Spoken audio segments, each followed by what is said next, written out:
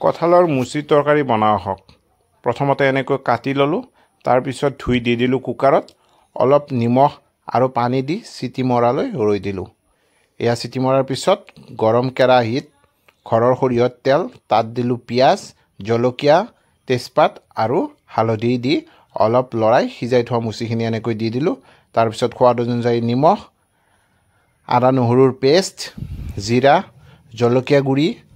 আৰু বিলাহী মিক্সিত মাৰি লৈ এনেকৈ দি দিলোঁ মাংসত যি মছলা দিয়ে সকলোখিনি মছলা ইয়াত ব্যৱহাৰ কৰিছোঁ তাৰ পিছত অলপ পানী দি ধুনীয়াকৈ লৰাই দি দিলোঁ এতিয়া ঢাকনিখন এনেকৈ দি দিলোঁ তাৰ পিছত এয়া ঢাকনি গুচোৱাৰ পিছত ফ্ৰেছ ধনিয়া এনেকৈ ছটিয়াই দিলোঁ এয়া হৈ গ'ল ৰেডি